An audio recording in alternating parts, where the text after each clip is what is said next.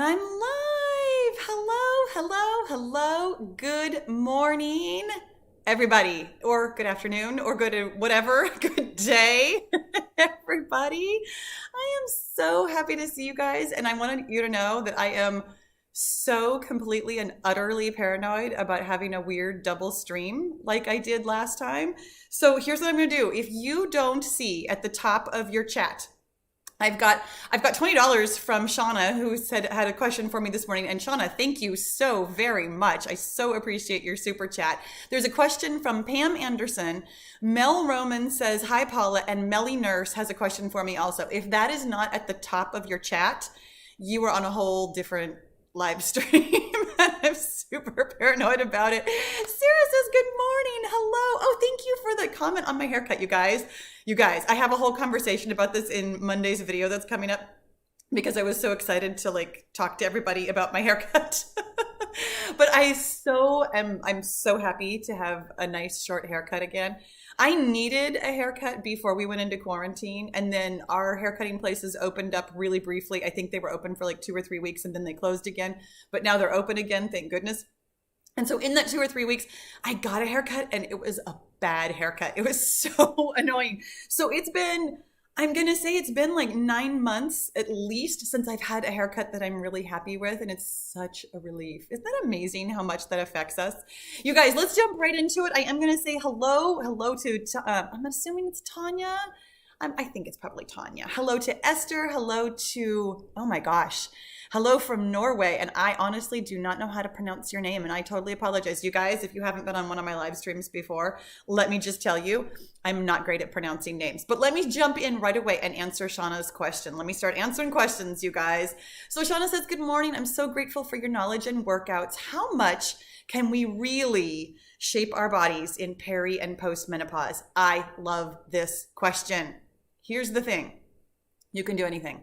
And I mean this really, really nicely. You can do anything.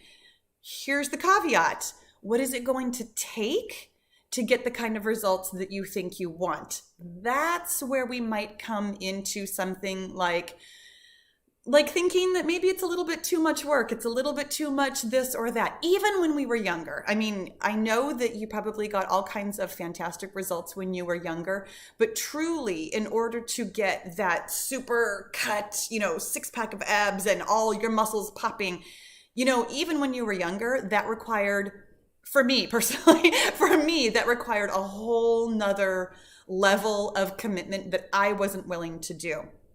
The same is going to be true basically your entire life. It depends on biology and your ability to commit to what you're eating and what you're doing and how much time you're putting in and how patient you are. Patience really comes into play peri and post-menopause. The fact is you're still capable of doing, honestly, anything. It's a matter of doing it properly. Like when we were younger, you could basically just go hard every day. I mean, you could eat junk food and then you could go hard and you could still lose weight and look great. As you get a little bit older, your parameters for what you need to eat tighten up just a little bit more. How much you need to work hard and how much you need to recover changes as we get older. So yes, you can still have any results you want. You can get fully cut. You could have a 6-pack of abs. You could have every muscle popping. What you'll notice at our age is that you have to be significantly more patient. This is not in a month you can look amazing. This is in 6 months to a year, you can see some changes. And pretty significant changes. I'm not trying to sound like doom and gloom, but it's going to take longer at our age. And you're going to have to be really careful with what you're eating in order to get really significant results as far as, I'm kind of assuming that you're talking about muscle building, like how many pounds of muscle you can put on because of the way that you've worded the question. To be fair, you can also get any kind of weight loss results that you want also, but it'll take patience. It'll take a very careful program. It'll take a lot of paying attention to your body. Generally speaking, for a bodybuilding program, you could probably, go online and get any bodybuilding program in the world. at our age, you will very likely hurt yourself with any bodybuilding program in the world. Most bodybuilding programs are designed for men who are like 25 to 35 years old. Like you're going to need to find a body shaping program like mine that really talks about a lot of recovery. It talks a lot about how to do the other parts of the program, not just the build, build, build, build, build. You're also going to have to be kind of realistic in terms of visually what it's going to look like. There is a skin elasticity issue at our age that didn't used to exist. I mean, for some younger people who have already like gained and lost a lot of weight, maybe a couple of times in their lives, they might already have skin elasticity issues also. Skin elasticity is just totally out of your control. As far as I can tell, it is like 100% genetic. Some people have a lot of elasticity. Some people have very little. I would classify myself as having somewhere in the middle, but on the end of very little. I have lots of loose skin. I am finding as I get older, there's sun damage. I'm finding a lot less elasticity, even like on my arms and legs, places that used to have more. So visually, you might look different with amazing results than you would have, 20, 30 years ago. And that's not a dig. I'm just trying to be realistic in terms of what you can expect to see. What you can expect to feel is strong and amazing and all kinds of fantastic things. I mean, what you can get as far as building strength and results like that, I would love to say that there are no limits. There are some limits, but in terms of, for all practical purposes, there really kind of aren't. You can continue to strengthen and see results as long as you can be focused on it. Again, it's going to take a certain amount of patience, which is why focus comes into play here, is because it could be a while before you see the kind of results that you are truly expecting. And without knowing exactly what kind of results you're looking for, it's hard for me to say how long such a thing might take. Generally speaking, again, when we were younger, you could put on some muscle and see some results in about 6 weeks. I have found at this age that it's taking me in the neighborhood of 2 to 3 months before even really seeing like some visual, relatively significant results. That's me. Everybody's going to be different. And to be fair, I haven't really put in the time and commitment. I did the 29 days in a row of the body shaping series, and I noticed some things that were different. I wasn't visually looking for a lot of results, so therefore I didn't see a lot of visual results. I felt a lot of results though. So that was a really long answer. Hopefully I got to the crux of what it is that you're trying to get at. You can have anything you want. You're going to need to have all the tools in your toolbox, but you can absolutely get any result that you want. Pam says, I'm 59 and have been doing your weight loss program since June and have lost 25 pounds. That's amazing. Pam, congratulations. I still have 30 pounds to go. Would you recommend that I keep repeating that program or move on to something else? Pam, honestly, I totally recommend that you continue with the weight loss series.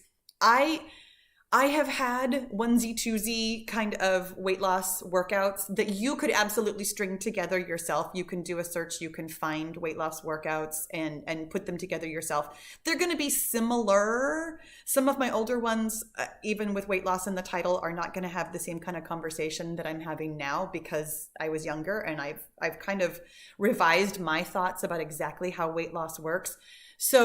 So for me personally, I suggest the weight loss series just because every single day for 31 days, I'm talking about nothing but weight loss. There's no confusion as to what your results are going to be. We're talking about how to get weight loss. We're talking about moderation and how it's good for you and why it's the best part of your program and all that kind of stuff. For me personally, it's not about the workout. It is absolutely about the conversation, and having that conversation reinforced every single day can really help you stay focused on your task and continue getting it. You don't really have that much longer. I mean, if you've already lost 25 pounds, you're already halfway there. I would say stick with it. Keep on keeping on. And I mean, my famous quote is, if it ain't broke, don't fix it.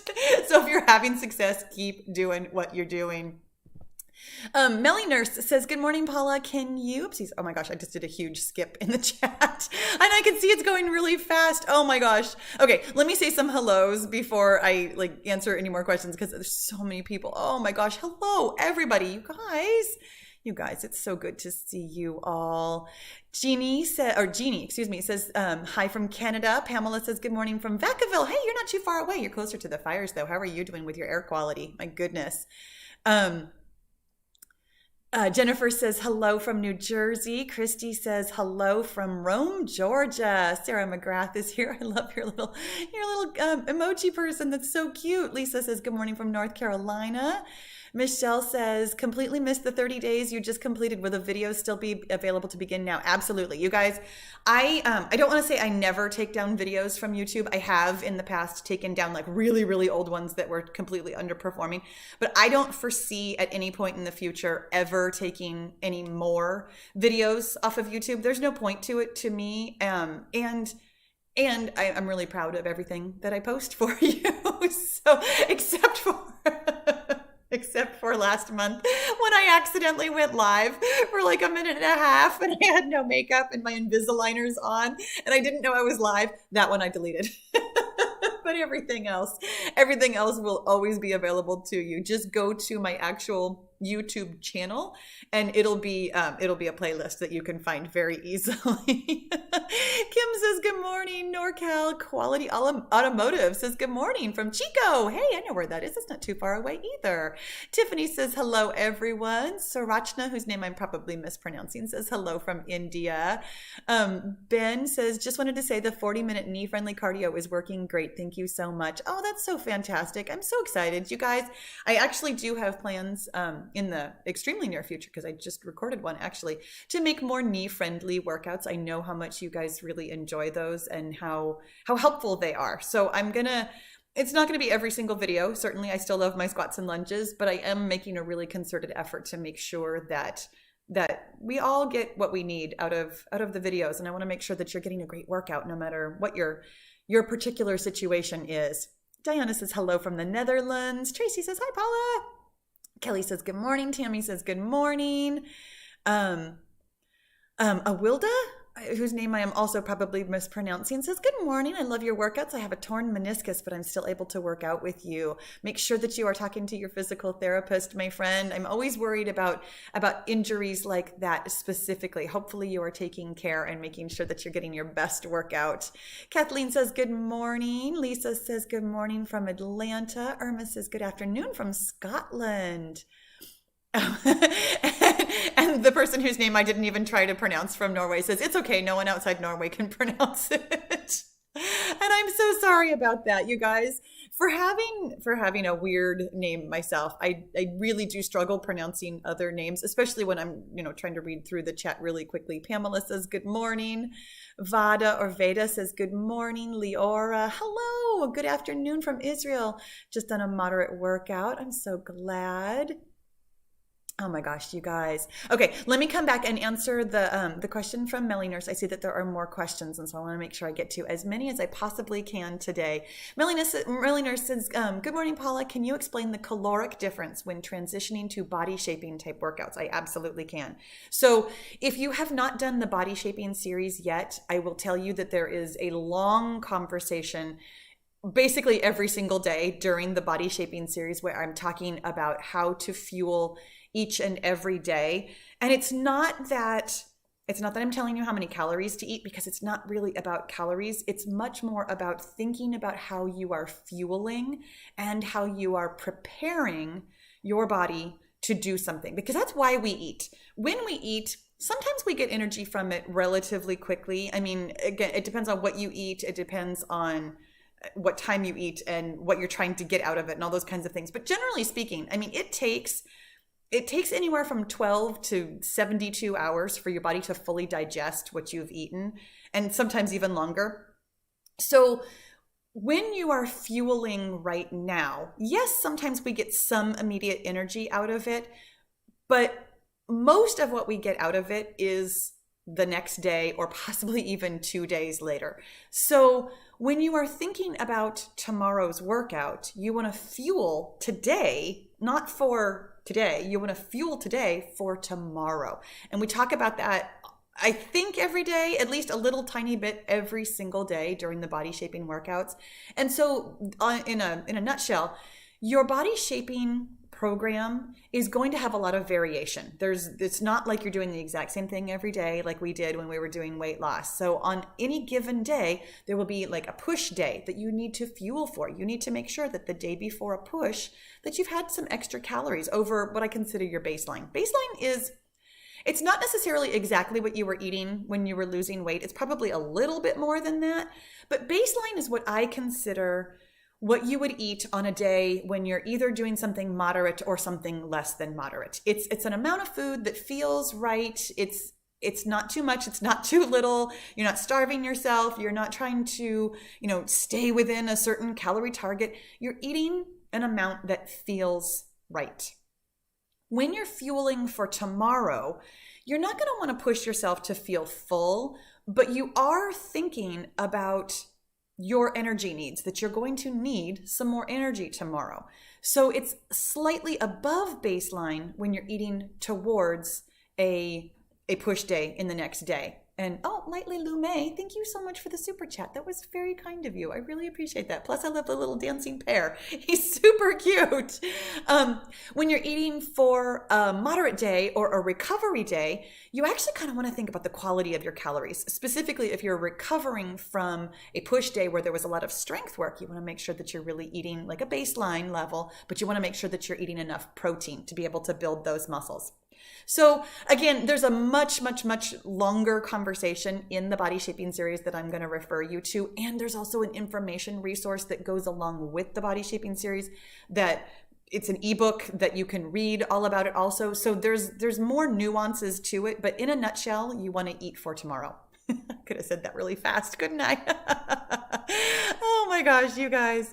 Okay, let me see. It looks like I've got some questions here. And I know that I've got a couple of questions that I fielded over on Facebook also when I posted that I was going to have the live today. I got a couple of questions. And in fact, let me go ahead and talk about this one really quickly. So Tanya says, I'm having a colonoscopy on Thursday, which is routine for those of us of a certain age. Yes, I've had one also. I will obviously not track calories on Wednesday or Thursday. Yeah, definitely not. While you're doing the colonoscopy prep, there's just no need for that. And certainly not exercising on Thursday and possibly even Wednesday, which is today.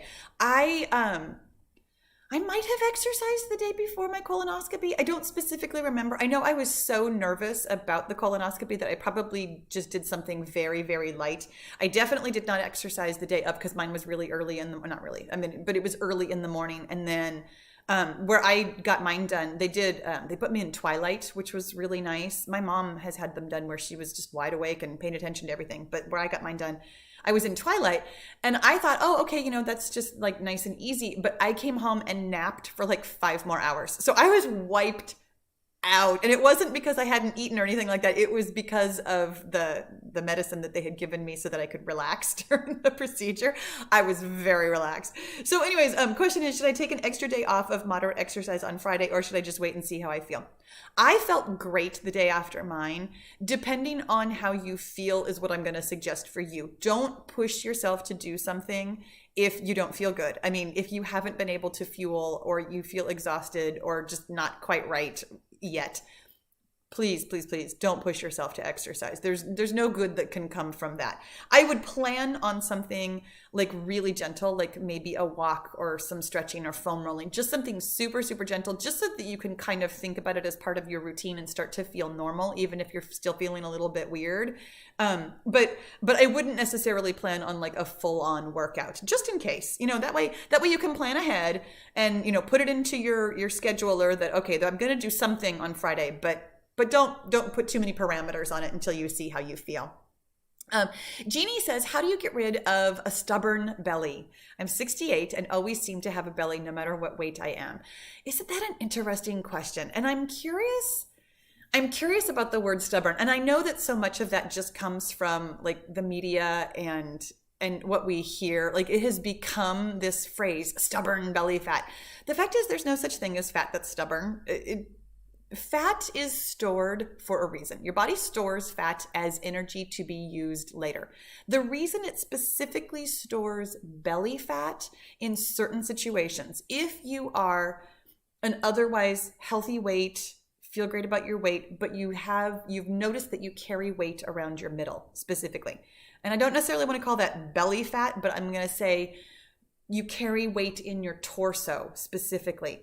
That is, generally speaking, a sign that you have some sort of low-grade chronic stress situation. The reason why we end up having torso or belly fat in perimenopause and menopause is because our bodies are not recovering from stress the way they used to. It's also because at this time in our lives, we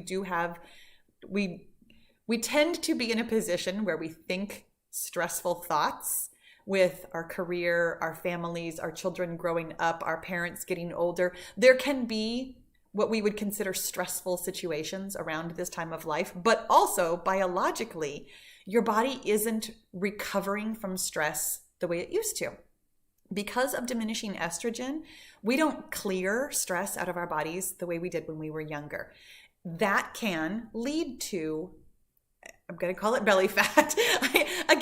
I feel weird using that phrase because it's not always necessarily specifically around your belly. Sometimes you might notice it higher up. It might even be across, around your torso, along the back. It's not always belly fat. It is torso fat that we tend to carry because of the lack of relieving stress. So the thing that I'm going to tell you to look at, honestly, isn't necessarily, oh, you need to lose weight, but I would take a look at what you are doing and what you are thinking that might be leading to a low level of chronic stress in your life. If you are feeling like stressed out about things, you can absolutely manage that by managing your mind. Stress is a feeling that is brought on by thoughts. When we think stressful thoughts, we have stressful feelings. That's how that always goes. Whatever we think creates feelings for us, and then our feelings, derive our actions, and our actions get us our results. But when you are feeling stressed, there are thoughts you can think that are more helpful to you, that are serving you better than thoughts that are causing feelings of stress. If it comes down to, for lots of us, I'm raising my hand here, if it comes down to exercise stress, which your body does read as stressful, then I would really take a look at how much you're doing. It could very well be that you're exercising too much. And I know that sounds like such a strange thing, but our bodies can only do so much. Anything above whatever that too much is, your body is going to start storing fat because biologically speaking, your body stores fat in times of stress because way back in caveman days, the only kind of stress we had was famine. Biologically, it totally makes sense that your body wants to store fat around your middle so that you can survive the winter and that you will stay alive. That's why it gives us belly fat. So when you have stubborn belly fat, it is a biological response. Your body is responding to stress. So take a look at your stresses. Take a look at what's going on in your life and see where you can reduce your stress to, think more helpful thoughts, to reduce the amount of exercising that you're doing. And I don't mean that you have to reduce it every day, kind of like we were talking about way back in the beginning. You can still push, you can still aim for results, you can still do anything you want to do, but you have to really back off also. You really have to make sure that you're giving yourself adequate recovery time so that you're not building up that stress response in your body. Christy says, I'm 52. I'm addicted to counting steps. Is it necessary every day to reach a certain amount of steps? Absolutely not, Christy. There's honestly almost zero connection between a certain number of steps and almost any kind of health that you are looking for. And I know that I've noticed that the American Heart Association is now talking about steps also. And I will tell you that even that isn't the whole picture. Your heart health has to do with raising your heart rate for an extended period of time. And by extended, I mean what you can do. If you have never done anything that raised your heart rate, then 5 minutes is an extended period of time. It depends on your personal fitness level, what a period of time would be.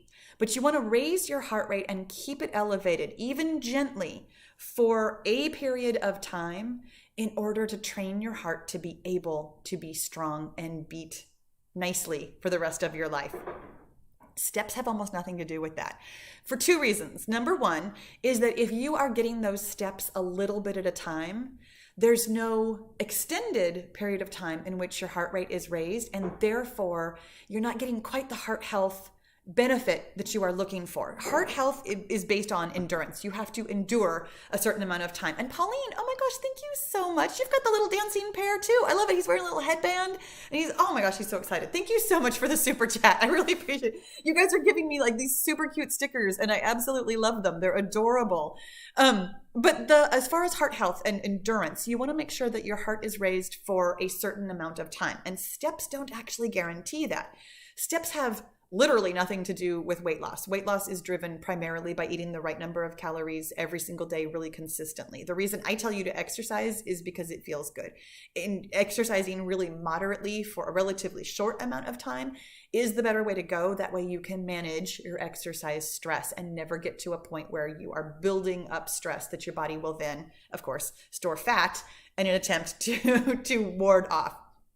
So what I did to wean myself off of that was I actually changed the step goal in my Fitbit tracker so that I meet my daily steps so early in the day. And then it feels like, okay, I've checked that off my list. It's no big deal. And then, I mean, I've gradually gotten to the point where I really don't even check it at the end of the day. I kind of don't care. And I know that for some people that can feel very difficult. And I will tell you that this is simply a thought that you are having, and it sounds like it might not be serving you. The great news is you can think anything you want. It might not feel believable right away, and that is what we fight against when I'm saying, oh, you don't have to get 10,000 steps, but you're like, oh, but I've heard this and I believe this. You can kind of back yourself down off of that belief by looking around and finding evidence that you are getting the results that you want in other ways, by looking around and finding out that you are healthy in lots of ways that has very little and possibly even nothing to do with your steps. When you can take a logical look at some of these, like, I'm going to call it like a thought error. When you have a thought that you kind of know isn't true, but you kind of still totally believe it because you've been thinking it so much and you've gotten really efficient at thinking it.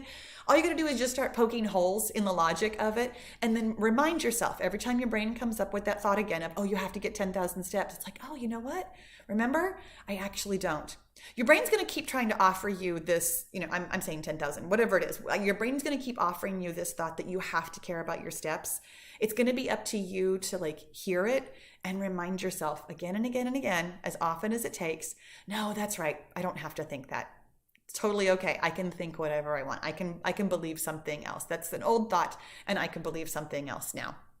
And that really is, again, you guys, I'm answering these questions kind of fast. They're all nutshell kind of things.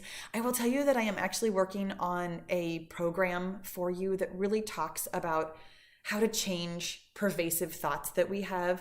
Pervasive thoughts stand in the way of almost all the results that we want. Truly, the thing standing between us and the results that we want fitness-wise are the things that we're thinking. And so I don't have a date exactly for when that's going to be out. I'm hoping my projected date, I do have a date. I have a plan because I would really like it to come out by my birthday, which is in November. So let me just announce it here. There will be a program about mindset in November.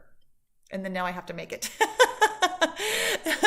And N. Harrington, I don't know what your first name is, says, how much extra can we do during the body shaping program? For instance, glute activation drills. The thing is, it's really going to depend on you, on what results you are getting. This is what I actually talk about quite a bit during the body shaping program, is that you get to be your own scientist. You can do anything. Mala, thank you so much. And I really hope I'm pronouncing your name correctly. In my mind, when I see your comments, I always say it Mala, and I don't know for sure if that's correct. It might be Mela. Honestly, if you could give me a phonetic, that would be awesome. Thank you so much for the super chat. You've got the fun little dancing pear too. I love it. With the little thing that says thank you. Thank you so much. But what you want to do is pay attention to the results you're getting. You never know how much is too much until it's too much. This is the thing, that when I'm telling you, oh, this is moderate, it might be too much for you. It might be not too little, because moderate is always on the low end, but you might be able to do more. And the only way to know what's too much is to find out what's too much. When you are not getting the results that you want, when you are getting injured, when you are feeling burnt out, when you are feeling all kinds of things that come from our thoughts, when you are simply chasing the monkey brain that says you got to do more, more, more, more, more, those kinds of thoughts can lead you to the path where you are not getting results and you are getting injured. So pay attention to those kinds of things. For you specifically, because you asked about glute activation drills, glute activation, yes, it's exercise, but I wouldn't necessarily call that like a workout. If you are doing something like a physical therapy type, very, very isolated, I'm finding, my piriformis kind of a thing, that should be totally okay. Again, I'm going to put that on you to really pay attention though, and make sure that you're getting what you want out of it. Tanya says, I had so much fun with the 29-day body shaping program you put together for us. I'm so glad. That makes me really happy. You guys, I had such a good time with it also. And I'm really enjoying all the comments, especially as you guys get all the way through it on the last couple of days where you're like, oh my gosh, I'm noticing this and I'm feeling this and it feels so wonderful. It makes me so, so happy. Kathy says, good morning from Pennsylvania.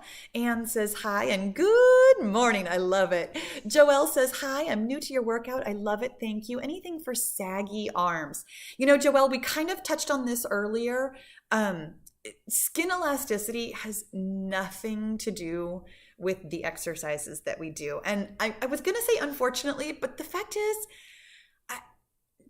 I don't really find it that unfortunate. The way that you think about your body is going to affect what you feel about your body.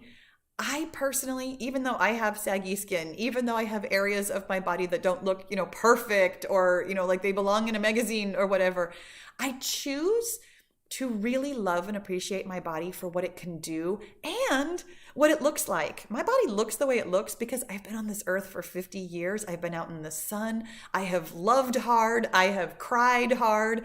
I have lived. And I'm really, really proud of my body for getting me through everything that it's gotten me through. When we look at parts of our body and we pick them apart and we call them names and we feel unhappy with them, it makes us unhappy, even in a small way, with all of our body, with all of ourselves. And I find that to be remarkably unhelpful for what I want to do in the world. I would rather simply love my body and be happy with it for being exactly what it is. Irma, thank you so much. Oh my gosh. Okay, I did not realize how many of these little pear emojis there were. Thank you so much for the super chat. This pear appears to be flying through the air like super fitness pear. I love it so much. You guys are finding the best things. I really, really appreciate it. Bonnie says, hello from Texas. On day 13 of the weight loss challenge. Awesome. After I lose what I need, will take a few months. That's awesome. Good for you. I love that you are already being patient with yourself and knowing that it's going to take some time. I want to build muscle. Which of your workout challenges do you recommend? I want you to realize that you are actually building muscle right now on the weight loss challenge. Here's the thing that I tell you all the time, to focus on one goal at a time. And I love that you know that. I love that you know that you are focusing on weight loss. That is fantastic. But I will tell you that there are all kinds of other benefits that can come along with it. I'm asking you to not notice them so much right now because you're looking at a specific goal of losing weight. But while you are losing weight, while you are exercising consistently, you will absolutely improve your balance. You will absolutely build muscle. You will absolutely tone up. You will absolutely be working on your heart health, your bone density, your muscle strength. You'll be working on all kinds of other fitness results that I know you want, that I'm telling you to ignore right now. So don't worry so much like, oh, I'm not toning at all right now. I'm only losing weight. While you're losing weight, you are also building muscle and toning up. So if you'd like to really focus on that afterwards, come on over to the body shaping program. That's what we focus on, like, completely in the same kind of way, where I'm telling you every single day, don't worry about what the scale says. Don't worry about this or that. We're focusing on muscle building right now. When you're focusing on one thing, you do run the danger of not noticing all the other benefits that you're getting, but you also don't run the danger of not noticing the one thing that you're really trying to get, which is why I tell you to focus on the one thing. But there's all kinds of benefits to be had from, honestly, any kind of workout at all. So if you decide when you're done losing weight that you'd like to do the body shaping, I suggest that you come on over to the body shaping. But you could decide that you want to learn how to run. You could decide that you want to focus on yoga. You could decide that you want to focus on anything that you want to focus on, and you can totally focus on it. Okay, you guys, I've got so many comments to get through here. So many people saying hello, so many people who are around. I see a comment from Mala, whose name I'm going to continue pronouncing that way because I don't know if she's told me yet how to pronounce it. Short A's, which is right? Okay, so it is Mala. So I am saying it correctly? Fingers crossed. I hope. Irma, who gave me one of the super chats, also says, Paula, I am loving the fact that you are talking about the psychology of fitness and weight loss. It is so helpful and so important. You know, I was thinking about this the other day, and thank you, Irma. That was a very nice thing to say. I was thinking about this the other day, that when I first started on YouTube, one of the reasons why I felt so awkward, I mean, if you've watched any of the old videos, you've seen how awkward I was. One of the reasons why I felt so awkward is because I never, ever had any desire to simply tell you to push harder. I never, ever had any desire to be like, you can do it, this is great. Which, I mean, I do say those things, like I encourage you, but I always knew that the thought process has everything to do with what you're going to get out of the workout. It's why I talk about mindset so much now. This is what I have always wanted to talk about. You can only take your body where your brain goes first. You have to be able to think good, healthy thoughts about yourself to live a good, healthy life. And lots of us can get, maybe a third of the way, maybe a half of the way, maybe 2/3 of the way down the road without thinking those kinds of things. Lots of times we can get pretty significant results.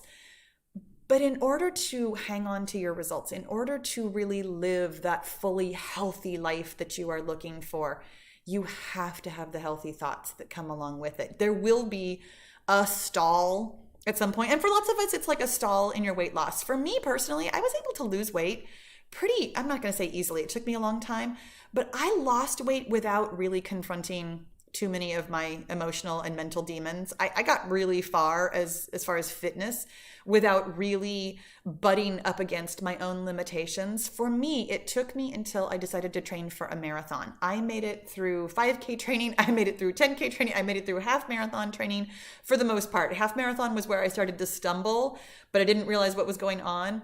But I fully 100% just blocked myself from being able to complete a marathon because of my thoughts. And that's when I started digging things up and realizing just how much everything I had ever thought about myself as a human being affected my fitness and my health, my physical health, and my life. I had this thought in my mind, and I have shared this in other places, but I had this thought in my mind that I couldn't finish things, that I was a person who did not finish things, that I was a starter and not a finisher. And that literally manifested itself in starting my first marathon and not finishing it. I DNF'd, did not finish my first marathon because I didn't believe I could. I just didn't believe that I could finish something. And it took me, I was able to finish a marathon about 6 weeks later because I had the training, and I really did just kind of white knuckle my way through it. But it took me probably, I'm going to say it took me like 3 or 4 years to really weed through that thought and dissect it and pay attention to how it was affecting me in places that I really didn't want it to affect me, and replace it slowly but surely with other thoughts that, of course I finish things. I mean, I finish most things. What my brain was focusing on, kind of like we do, my brain was focusing on the three times that I didn't finish something and was using that as evidence of, oh, you never finish anything. Robin, oh my gosh, thank you so much for your super chat. I so appreciate that. That was very kind and generous of you. When you ask your brain to look for evidence of something, it will find it. Like that's it. That's its job. That's literally your brain's job. It's basically like playing fetch with a well-trained dog. I was going to say a dog, but my dog doesn't play fetch. But when you are throwing a ball, the dog will run after it and bring it back to you. That's what your brain does. When you say, I think I never finish anything, your brain doesn't pay attention to the never and anything as though that is literally everything you've ever done in your entire life. It simply goes out and it finds evidence of the, 3, 4, 5, 10 times that I started something and didn't finish it. And it's like, oh, of course, there's the proof. There's the proof of exactly what I am saying to myself. The great news about this dog and a ball thing, though, is that you can ask your brain for evidence of anything. Ask your brain for evidence of being successful. Ask your brain for evidence of the times when you have absolutely gotten what you wanted, when you have absolutely been able to finish something, when you have absolutely persevered through something difficult. There's evidence for anything you want to believe. I promise you, honestly, no matter what you think right now, there is evidence to the contrary, and you can find it. You can absolutely find it, but you have to ask for it, and you have to continually ask for it for a while. That I don't finish things, it took me so long because I wasn't used to thought work, truly. That was one of the first really big things that I was thinking about myself that I changed. That's why it took me so long. And then when I started doing like really concerted thought work, it still took me a while. Like it really still took me years for a couple of things. And then after a while, it came down to like months for a couple of things. I still have some thoughts that are somewhat pervasive that I'm still working on. But some thoughts now, as soon as I realize that they're not helping me and that I have the power to change them, some of them change like that. This work, like every work, like the physical work that we do, it gets easier. It totally gets easier. Marnie says, I loved the body shaping series. Thank you for teaching about proper fueling and planning ahead. I love your podcast series too and can't wait for the mindset program. Yay, so excited about this. I'm glad. Lori says, so happy to hear you talk about the importance of what you eat for weight loss over exercising. Yes. I have a video coming out tomorrow. Spoiler alert, I have a video coming out tomorrow talking about fueling and how important it is. And it's not the main focus of the video, but I was thinking about how often we just hear that you have to limit your calories, you have to deny yourself, you have to stay within your targets and all those kinds of messages. And the fact is, it always comes down to simply eating the right amount for what you want. Like, even when you're fueling for a push day, it doesn't mean eat everything in sight. It doesn't mean go eat 20,000 calories. It means eat the right amount for what you want to do out of it. And when you think about it like that, when you think about how you are doing the right thing for your body, doesn't that just feel amazing? It feels so empowering. It's not denying yourself. It's not trying to stay tiny. It's not trying to, eat underneath your target or anything. You're simply doing the right thing for where you want to go. So empowering. Love that thought. Okay. The Y teacher says, hi, I'm Shama. I hope it's Shama. I'm going to say Shama because that's what it looks like to me, from Dubai. I lost 2.5 kilograms in 30 days through the weight loss program. Congratulations. That's fantastic. I'm not too keen on drinking a lot of water. Does that slow down my weight loss? It might. Here's the thing about water. I remember when I first was doing my personal training certification, and this was, oh my gosh, this was already almost 9 years ago because it was, right now is when I was studying 9 years ago because it was 2011. I remember one thing from that book. I still have to go back and look at it sometimes when I'm trying to remember other things, but here is one fact that I vividly remember from that book. Your body can adapt to anything: extreme heat, extreme cold, even sleep deprivation, food deprivation, anything that you can think of, your body can adapt to it. It might not feel good, but it can adapt to it, except dehydration. Your body, when it is dehydrated, is not functioning optimally. And that thought it gets me every time. And it doesn't make me drink all my water every time. I still have to remind myself to drink water. I still have tips and tricks for drinking water. I'm still actually working on the mindset of why in the world I don't drink enough water sometimes. It's because I know there's a thought in there that is, it's just blocking me and I don't really know why or why I would do such a thing. But in any event, I do frequently come back to that thought that your body, when you are not giving it enough water, isn't operating the way it wants to. Isn't that amazing? That is very powerful to me when I do remind myself of that. It feels like, of course, this is why I do it. Does it mean that you can't lose weight? Of course not. Of course not. You can do anything. And don't let this be a reason why you like beat yourself up or you're like, oh, I'm never going to lose weight because I just can't drink water.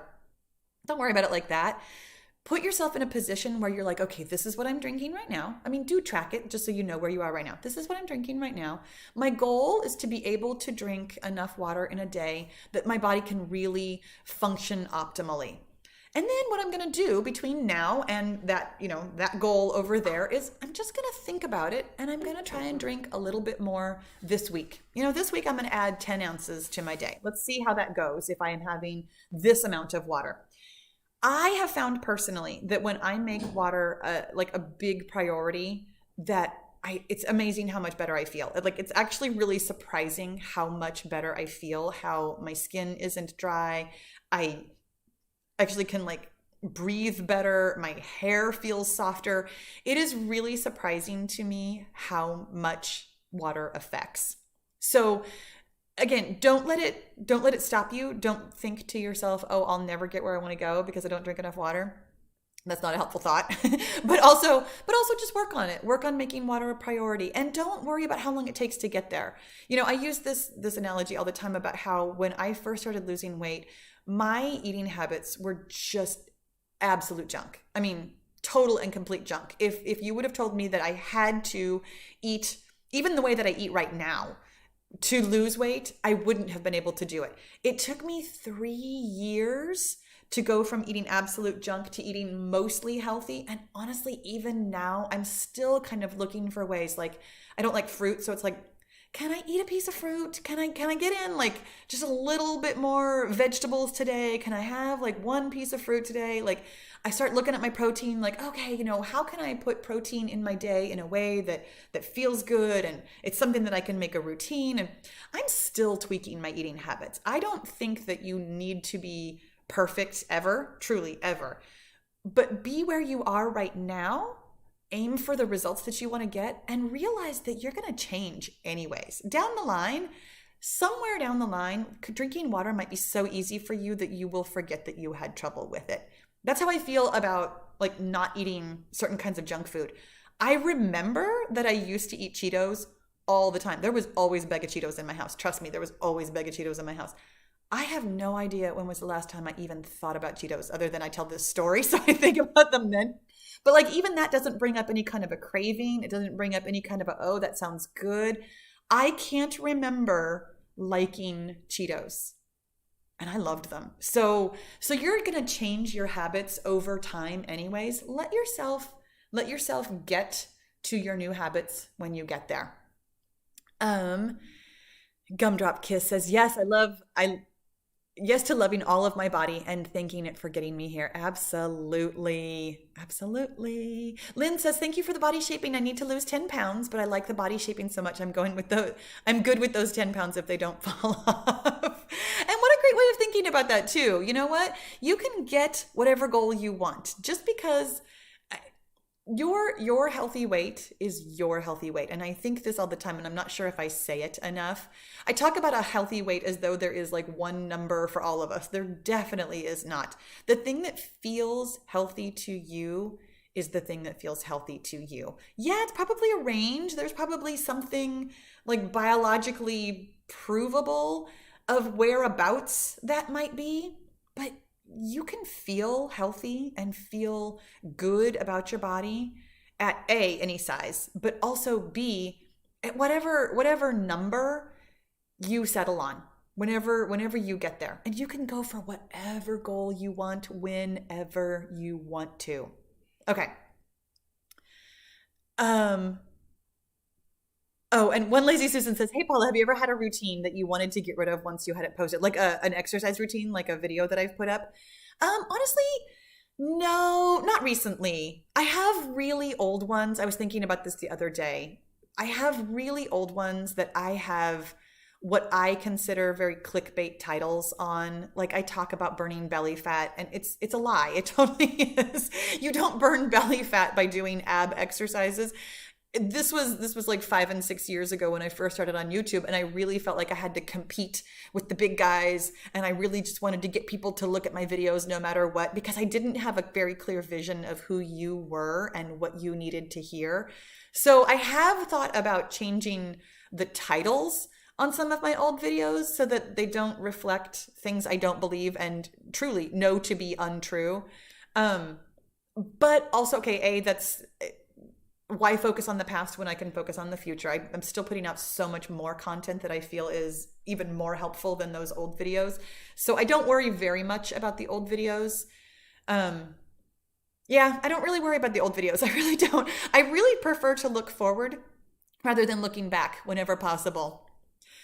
Um, oh, and Irma says, "Sorry, Paula, autocorrect keeps changing the spelling of your name." Yes, it does. No worries. I know that. Um, Reading is Joy says, "Any suggestions to break through?" I feel like maybe you had another question somewhere else. And I'm wondering, I'm guessing, just because this is the kind of question that I do get somewhat frequently, are there any suggestions for how to break through maybe a weight loss plateau? I have lots of them. Number one is to simply pay attention to what you're doing right now versus what you were doing when you were losing weight. There are all kinds of reasons why your body might stall out. Some of them are based on your habits, and some of them are simply your body being your body. I would take a really good look at how long it's actually been, take a really good look on the actual numbers, rather than telling yourself something like, "I can't lose weight," or "It's been forever since I've lost weight," or "I'm not getting any results." Really take a look at the numbers. Be a scientist about the numbers. If you are losing anything, you are losing weight. I mean, that's how that works. I do have an entire video, and it's called "How to Break Through a Weight Loss Plateau." It was a walk and run video, and you don't have to walk or run. You can simply listen to it. In fact, I have two walk and run videos that talk about weight loss plateaus that might be really helpful. On the Fitness Matters podcast channel, which is separate from the Paula B Fitness channel, there's a series. It's a weight loss series, and there are 5 videos where we talk about, how to get started and my story and what happens in the middle and mindset issues and what to do when you're done. And I strongly recommend that you listen to, I think it's the Muddle in the Middle, that talks about plateaus and what happens after you've been doing this for a while and all that kind of good stuff. And again, you don't have to walk and run. Don't feel like you need to exercise when you're listening to it. It's on a podcast, so you can find the Fitness Matters podcast on any platform where you listen to podcasts. And I strongly suggest that you listen to that series of the weight loss series. It's got so much information. I mean, like almost too much information. It's basically 5 hours of me talking about weight loss.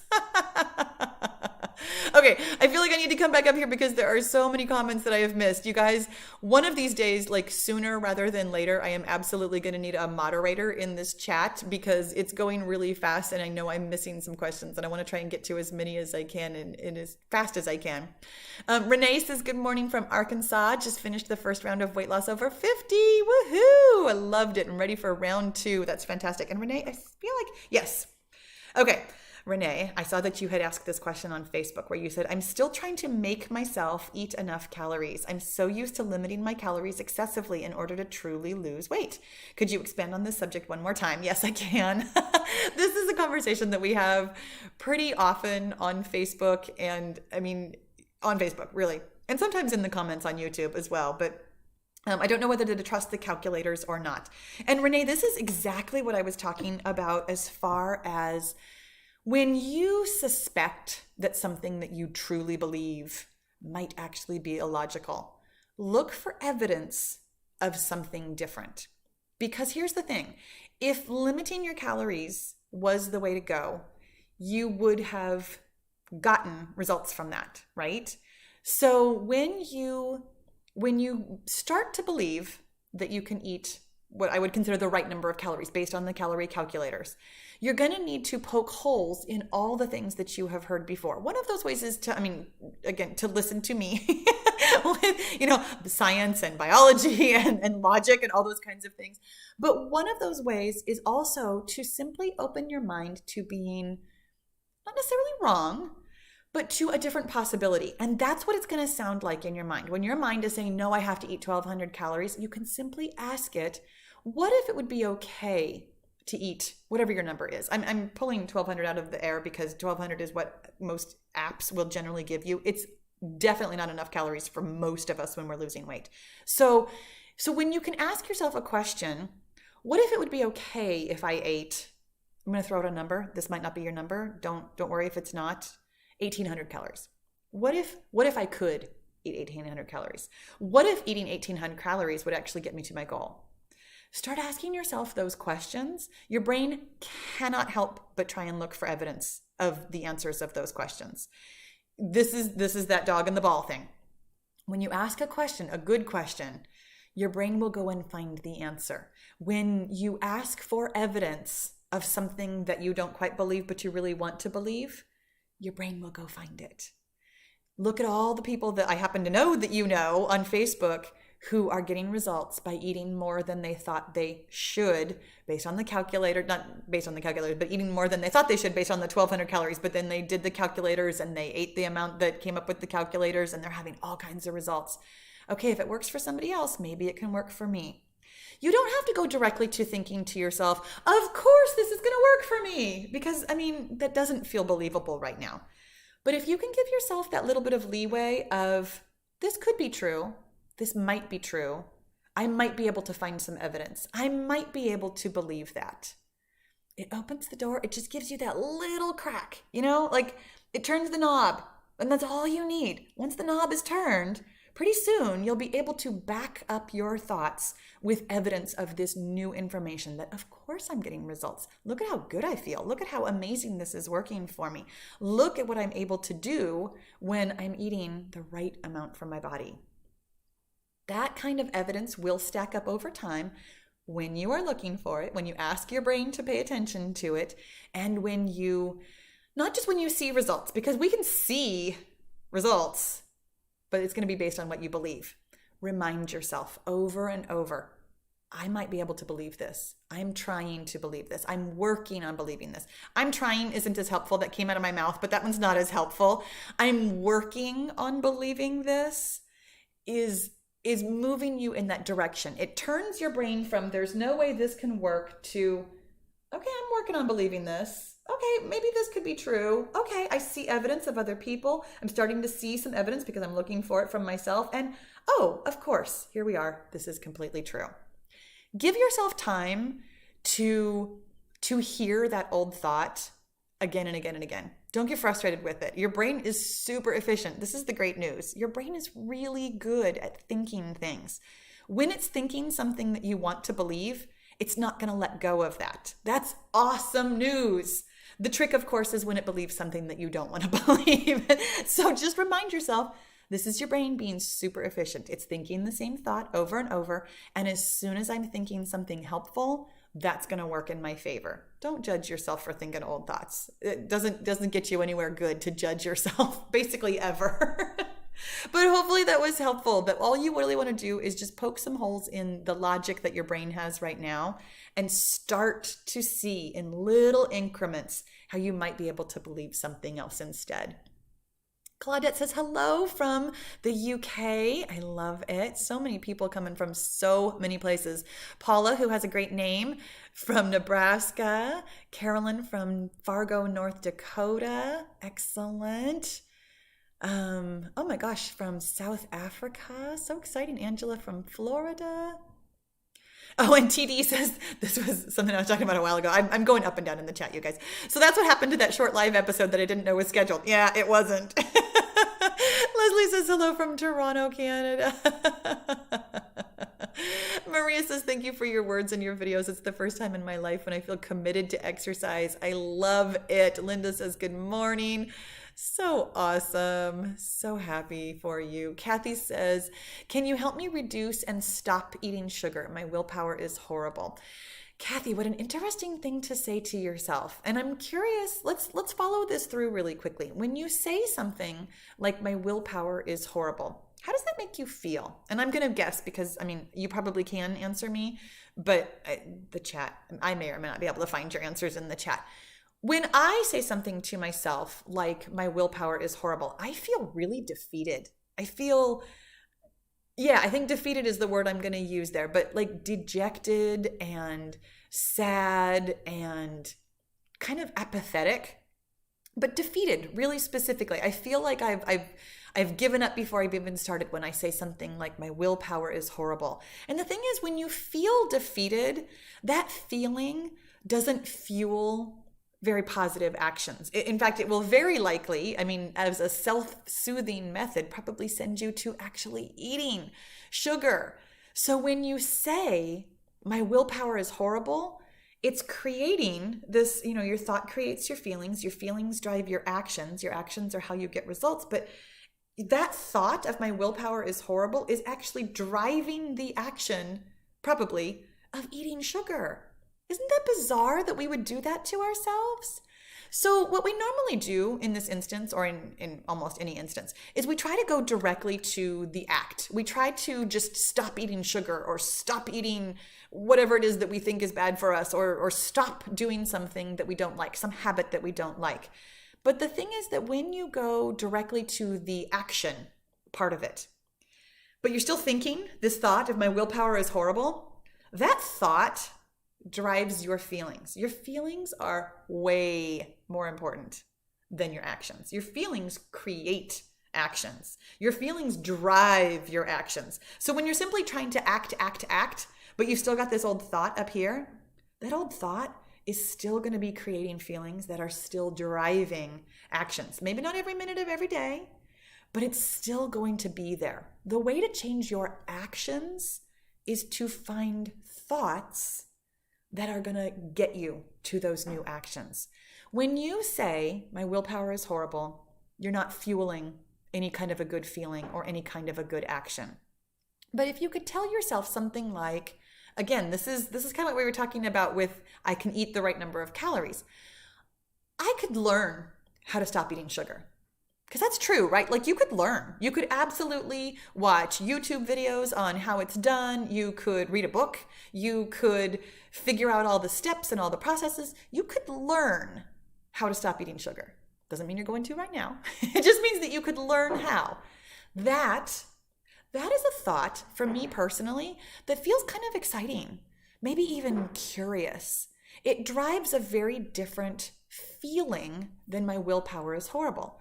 I could learn how to stop eating sugar feels different. It's going to therefore drive different actions, probably lead me to reading a book or watching YouTube videos or learning more about it, and then maybe putting some of those tips and tricks into action. And that's only going to get you so far also. Then we're going to need to think another thought after we've learned how. Then you're probably going to come up with something else about, I'm a person who knows how to limit sugar. Or then I'm a person who knows how to live without added sugar. When you have these interim thoughts, they help give you feelings that drive new actions. When you get to where you want to go, you'll have that new thought that has that new feeling, that has that new action. Start with your thoughts and see where you can go with it, rather than simply trying to quit sugar. Trying to quit sugar cold turkey right now with the thought, my willpower is horrible. I mean this really, really nicely, but you're not going to be able to. It's not going to last very long. You're going to need to step ladder your way there, to think a new thought, drive some new feelings, get some new actions that are going to move you towards where you want to be a little bit more slowly than simply, I'm quitting sugar today. And having said that, I'm also just going to mention on a really physical and biological level that sugar isn't necessarily the devil, that you don't need to do all or nothing thinking on that. I know for lots of people, they do feel amazing without added sugar, and lots of people do totally okay with it.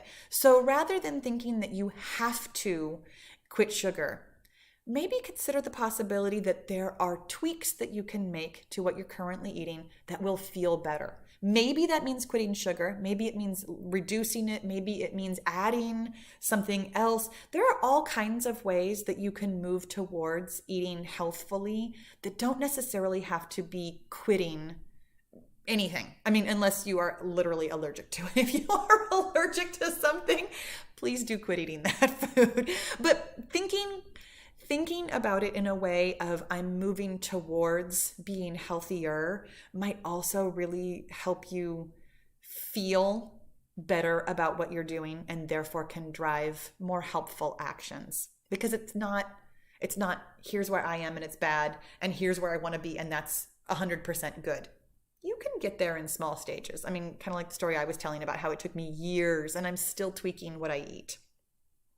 Debbie says, good morning. I've been binge listening to your podcasts. It's been helping me so much with my self-love. Yay, which I struggle with. You know what lots of us do? And then we start practicing these new thoughts and then it doesn't feel like a struggle anymore. It's amazing how much less struggle there is when we simply practice a little bit at a time, thinking a newer, nicer thought. Suddenly you won't remember that you used to love Cheetos. Like I don't remember that I used to love Cheetos. I don't remember what it's like to hate my body. I really don't. It's amazing to me how, little by little, I've been able to replace a little thought here, replace a little thought there. And now gosh, when was the last time I thought something like I hate my body? I would be really hard pressed. Oh, you know what? I do remember. I made a video about it when I talked about how I was gaining weight. One of the reasons why I made that video is because I realized that I was thinking thoughts that weren't helpful. They weren't making me feel very good. And so that would have been probably about 2 years ago. Yeah. And that was when I really started working on making sure that I was always thinking nice thoughts about myself, making sure that I was always saying something to myself that felt loving and helpful. And it just takes practice. It says Scott Alicia, but I'm going to actually assume that your name is Alicia, but I don't know that for sure. It says, good morning. Will you be doing more seated workouts?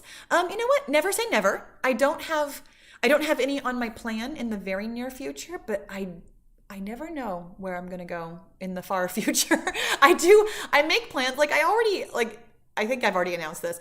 I am going to be making another weight loss series in January of 2021 because I've really enjoyed the one series that I do have, and listening to you guys throughout this year who are on round 9 and coming into round 10. It's like, I know that you would like another 31 days. I totally get that. So I'm definitely going to create another 31 days of weight loss so that you've got 62 days next year where you can, repeat all 62 days. But as far as like other content in between, I have some ideas, but I never really know until I know. Maria says, it's amazing how you can work out and talk at the same time. You know what? I've been practicing that for 7 years now. Pamela says, excuse me. Pamela says, does it really take that long to lose weight the older we all get? Oh, interesting. So here's the thing, weight loss takes as long as it takes. And by thinking things like this takes a long time, or it's harder as we get older, or it's harder the closer I get to my goal, when we think things like that, it creates in us a feeling that it is difficult, a feeling of struggle, a feeling of maybe being defeated or having a hard time. Those feelings don't drive very positive actions, but you can think whatever you want to think. I personally choose to think that weight loss happens when it happens. My body is in control of how fast or how slow I lose weight.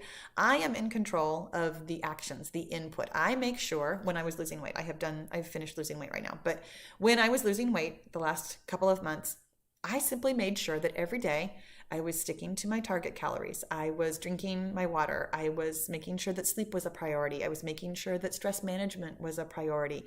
I was really thinking about what I was thinking about weight loss.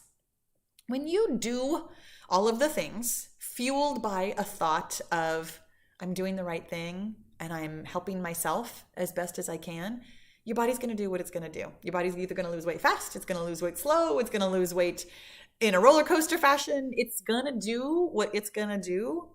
I wouldn't be in too big of a hurry to get someplace, because the fact is that even when you get there, you are still going to have to think loving thoughts about yourself. You are still going to have to eat the right amount of calories or the right amount of fuel for what you want to do. You're still going to be thinking about tomorrow's workout. You're still going to be making your health a priority. You're still going to be thinking about drinking water and sleeping and loving yourself. The only thing that really changes is the size jeans you can fit into, but the things that you think and the things that happen out in the world, there's still going to be toilets to clean, is my famous line. I say that all the time. I was super disappointed the first time I lost weight that there was still junk in the world that I had to take care of that I did not want to take care of. Losing weight does not make the world a magical place where toilets just stay clean all the time, unfortunately. So rather than thinking that there is somehow going to be better than here, simply start working on the fact that where you are is fantastic. When you practice thinking that where you are right now is fabulous, no matter where you are, it's going to be fabulous.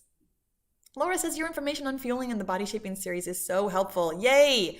I'm really, really glad about that, because I feel like that is something that's missing from a lot of programs, that fitness trainers want to tell you that you need to eat X amount of protein or X amount of macros or this, that, or the other thing, or simply use the words like less or more or whatever, which I did use the word more, but helping you figure it out for yourself, I feel is very empowering. What I want for you, whether you want it for yourself or not, I want you to not need me someday. That's what I want.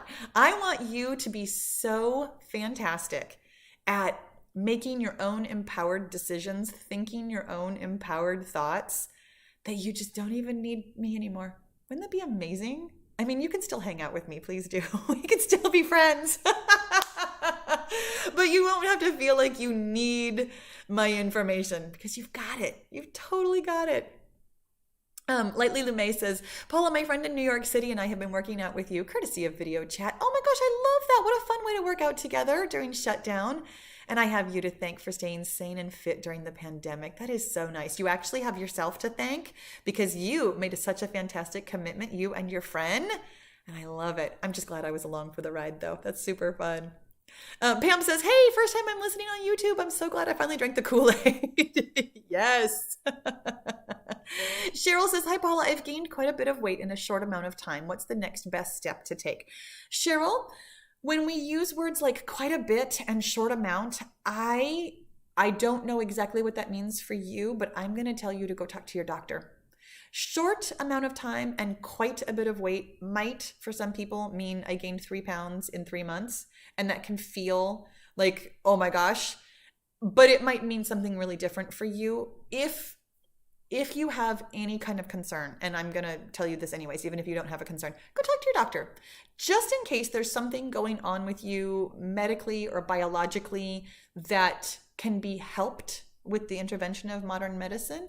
If this is what I would consider a natural weight gain from circumstances, from possibly what you're eating, more than likely what you're doing.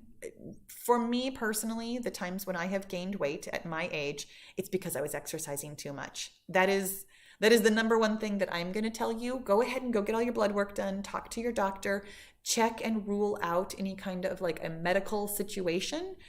If it is under normal parameters, take a look at what you're doing. Take a look at what's going on with you as far as your mental and physical stress. This is what we were talking about earlier. I don't know if you were here for the whole video because now it's been an hour and 12 minutes.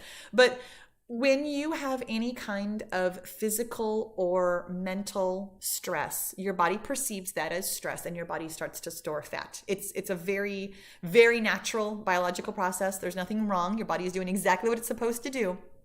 But you need to take control of that if you don't want to continue to gain weight. And so it's just something that you can look at.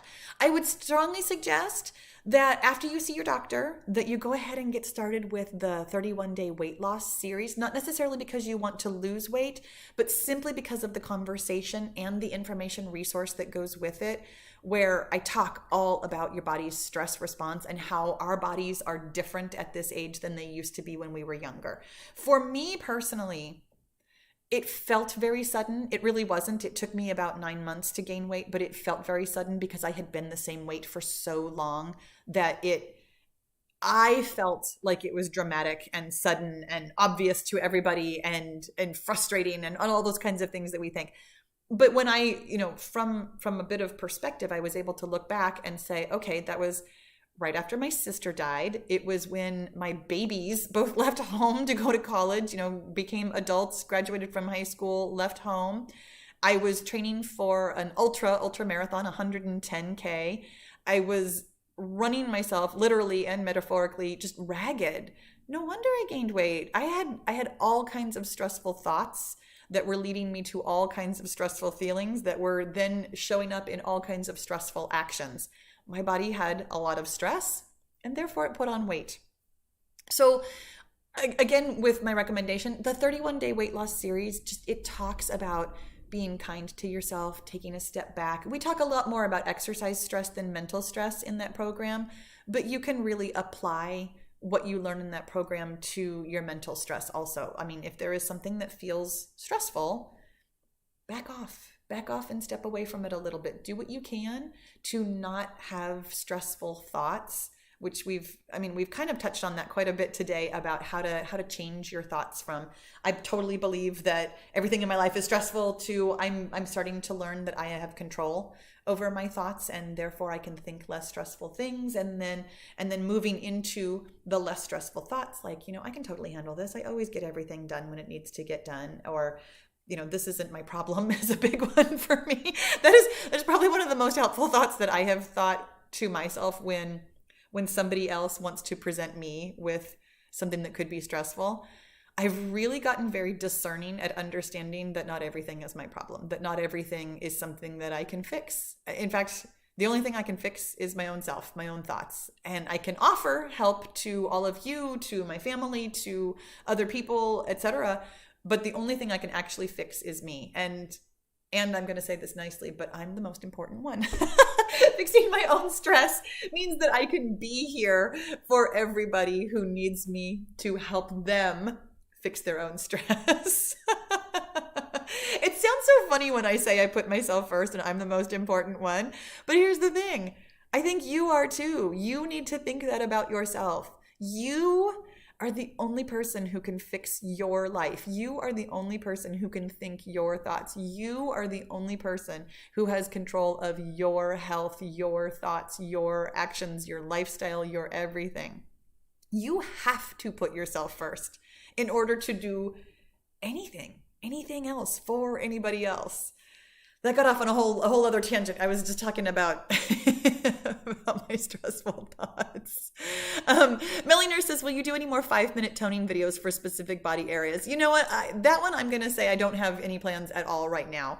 I personally really enjoy the thorough full classes, and I have such a volume of short videos, such a volume. I mean, I really only started like really specifically making sure that I had a warm up and a cool down in every single video in the last, you know what? I think it's been 2 years now, but I've been on YouTube for 7 years. So I have 5 years of hit and miss warm ups, and I have well over 100 10-minute videos that don't have warm ups or cool downs. They're not all body part specific, but I have a huge inventory of short videos. So I don't really have any plans right this minute to make any other short videos. Doesn't mean I'm never going to. Never say never. I have no idea where my YouTube journey will take me. I'm along for the ride.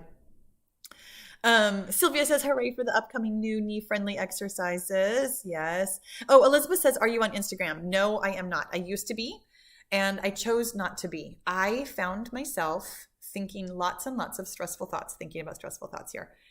I found myself having lots and lots of stressful thoughts about Instagram, and I could have worked through them, and I chose not to. I chose to change my circumstances. I chose to change whether or not I was even on Instagram at all, rather than spending the mental energy to feel better about Instagram.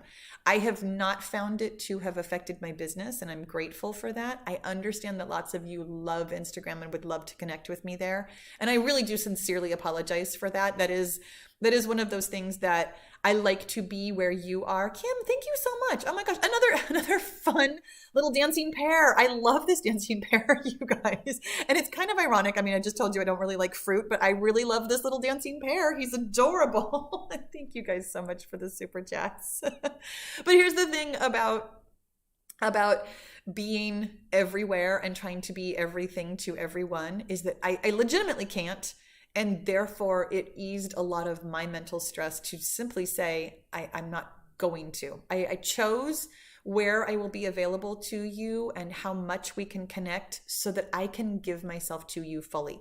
I found myself feeling, because I was thinking, very resentful of Instagram. I would think, ugh, I got to get on Instagram. I've got to answer DMs. I've got to go look at other people's pictures. I've got to post something. I have to post something helpful. I have to take a picture to post something helpful.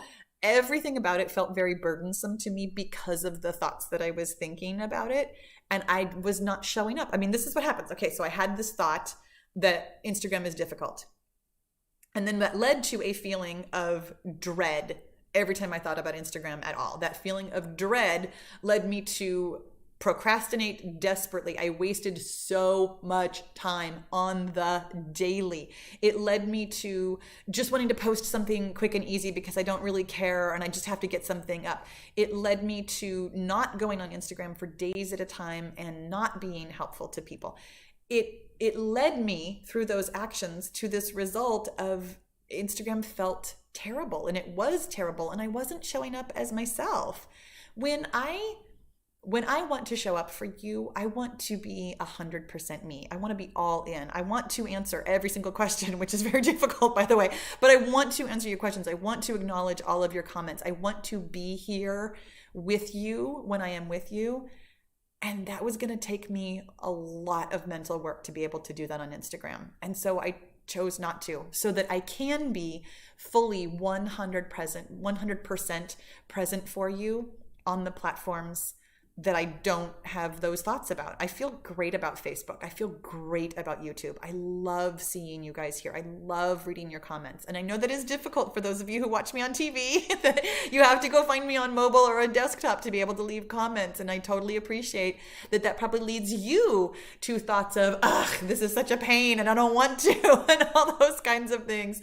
So I do apologize if there is a difficult middle ground on that one. It is something that feels like a relief to me, though, to be able to show up really, really fully for you on the platforms that I think good thoughts about. Lisa says, I loved the body shaping series and see small changes in my arms. Woohoo! In listening to you, you mentioned running 50 miles. Curious, how much time does that take? I have run 3 50-mile races. Definitely 2. I think I've run 3. I can't remember right now. That's so weird. I know for sure that I've run 2 of them. My fastest one was, I have run 3. I have a mental block against the 3rd one. It was last summer and it was so hard. It was a struggle from beginning to end. And it is the reason that I had numerous epiphanies about how hard I was driving myself and lots of things that I was thinking about my sister's death and myself and my place in the world. And it was a huge moment for me, but because of some of the junk that came out of my mind afterwards, I have legitimately forgotten that I ran that race. It's so funny. In any event, I have run 3 50-mile races, and my fastest one took me 12 hours and 21 minutes. I think I would have to look it up. Somewhere under 12 and a half hours, but about 12 and a half hours. It takes a long time is my short answer to that. Fast people, though, can run them. Like my husband's fastest is like 9.5 hours. People who win the races, they run them in like 7 something. It depends on the course. Like in fact, I'm saying that there are some courses that are significantly easier to run than others. The 50-mile races that I have run had like a lot of climbing. There was heat involved in one of them. It depends on what time of year, all that kind of stuff. There's no such thing as like a standard for that kind of thing, just because the courses really do vary a lot. Denise says, I lost 10 at first. I was doing a lot more, and now I have been at a standstill. What do I do? Oh, okay. So Denise, I think I think we touched on this like quite some time ago. And so hopefully you got your answer when I was talking about the 5-part podcast series about weight loss and about the weight loss plateaus. Because it'll really help you kind of be a scientist in your own life about here's what's going on with me right now, and here's what I can do to move forward and continue to get results. There's a lot of different little tweaks, and I will tell you that every single person I've ever worked with always wants to go straight to, I have to adjust my calories and I'm sure I need to be eating less. Not always the case. Really, it's very rarely the calories. Sometimes you need to adjust calories, but far more often you need to adjust either your mind or your body with what you're doing. Truly, it's almost always your mind. Sometimes you need to adjust your exercise, and rarely you need to adjust your calories, just so you know. Okay, you guys, I've only got a couple more minutes. We have been at this for a while, and I am so happy that I've been able to answer so many questions. So let me answer, I'm going to say in 6 minutes, I'm going to say 2 more because I mean, most of these questions have taken me more than that, but I'm trying really hard to answer 2 more questions. Crystal says, do you believe in using supplements like pre-workout, protein shakes, etc.? I know I'm getting stronger. I just would like to see results more. How can I do that? I'm going to answer both parts of your question. Number 1, I really don't believe in supplements. I 100% believe that your body likes real food. Anything that has already been ground up or pre-digested or packaged in something is not, biologically speaking, it's not really food to your body. Having said that, I totally drink protein shakes because they're convenient. I love my protein shake in the morning because it tastes like a milkshake. It's really easy to make. I put spinach and bananas in it so I can feel like, hey, I got my greens and my fruit. It's probably not all that healthy for me. It's definitely much more about convenience and taste. So no, I don't think I'm getting amazing results because I'm drinking a protein shake. I would highly recommend, far more than supplementation, I would highly recommend just taking a look at the food that you are eating and see if you can tweak, go a little bit more natural, go a little bit more, especially if you're trying to look for body shaping, muscle building results. See where you can have protein in your day and fewer carbs, and not necessarily like cutting carbs. That's not where I'm going with that. Carbs are fruits and vegetables. You can definitely still eat fruits and vegetables, but just moving towards like more natural, fewer processed foods will help you. The other thing that I'm going to tell you is it's kind of a mindset thing about wanting to see more results. I'm going to have you, and maybe you have something really specific in mind, but when you say something to me, like I want more results, quantify that, put that into words, make it something that you can measure so that you know when you get there. We forget what we looked like last week. Like truly, unless we are taking photographs, taking measurements, taking some other kind of data, stepping on a scale or whatever. Our mind gets used to what it sees every day. It's really hard to see results even when we're getting them because we might not be looking for them. And this is why I'm going to say to really quantify, to really quantify what results you want to see. And additionally, talking to yourself about how impatient you might be. You don't say you're impatient. You would like to see results more. It might be a patience thing. So I would take a look at really kind of all 3 parts of it, really take a look physically at what you're eating, take a look physically at what results you're looking for, really quantify the results that you're looking for, and then just take a look at how you're talking to yourself about those results and whether or not we think we're looking for them, but we get really used to, dog and a ball, we get really used to looking for evidence that we're not getting very many results. When you're looking in the mirror, it's like, gosh, I really don't see what I'm looking for. Gosh, I really don't think I'm getting results. Your brain's totally going to find proof of that. 100%. That is your brain's job, is to agree with itself. So when you look in the mirror saying, I'm pretty sure I see some definition here, you will start to look for the definition. Define the results you want and then look for them. And your brain will start offering you proof that you are getting the results that you want. Okay, let me see. Can I do one more? What do you think?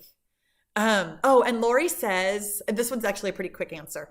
Paula, would you consider doing a video where you slowly demonstrate each of the exercises you demonstrate in the 31-day weight loss challenge? Yes and no. I will probably not do every single exercise. I do try to give a lot of verbal cues while we're doing them. And over time, you're going to get better at all of them. I mean, and I say that nicely and lovingly. Lori, I know you've been working out for a while, so I know that you've already been working at it. Don't worry too much about perfection is what I'm going to tell you really specifically, that I happen to know that you are getting the results that you were looking for. I happen to know that you are not getting injured. I think I know that you are not getting injured, which means that as of right this minute, you're doing everything perfectly. As you practice and get better, your body will get more efficient. There are certain moves that will be more difficult to do right because of the current shape and fitness level and movement patterns that your body has right this minute. As you lose weight, as you practice, as you work on your brain body connection, as you do this, these moves again and again and again, your body will get more efficient at them. Let your body get more efficient in its own time in a lot of ways. And right now, really, really remind yourself, again, look for evidence that you're not getting injured. That means you're doing it right. It really does, truly. Injury is the only concern that I have for you. Injury and doing too much, which can lead to injury, when you are doing the weight loss workouts. Everything else is just a bonus. Everything else, and you are getting plenty of benefit. You're getting all the heart health benefit you could possibly want. You are getting all of the bone strengthening. You are getting all of the muscle strengthening. You're getting lots and lots and lots and lots of benefits, even if you are not doing the exercises right. You're doing them right. You totally are. Having said that, okay, so that was my mindset part. Having said that, let me tell you really quickly, I have considered doing some very instructional only videos, and I don't really know where it fits into my content, and so I have not gone any further than having it on the idea list. I have so many things on the idea list. You have no idea. I have lots and lots and lots of things on the idea list that may or may not ever come to fruition in the way that I'm thinking about them right now. But I want you to know that I am open to all kinds of content. I don't know if you've noticed, if you've been around for a while, I am working on different kinds of content that is not always just a workout with me kind of a thing. I'm working on kind of vlog style stuff, kind of let's sit and chat stuff, these live videos, all this kind of stuff. I'm really open to the things that you guys want and need. So never say never. I never know what I'm going to do in the future. You guys, this has been so amazing. I love you all so much. I hope that if I did not get to your question, that you still heard what you need to hear, that today was helpful for you, that you know that I am here for you, that I love you, and that I enjoy working out with you and talking with you and helping you in any way that I can. I will see you, if you are on Facebook, I will see you on Friday in the Hive for our live Q&A over there. And I will see you here on YouTube tomorrow with tomorrow's video. And I will see you live again on the last Wednesday of the month of October, which I haven't looked up yet. I hope you guys have a great day, and I'll see you again soon.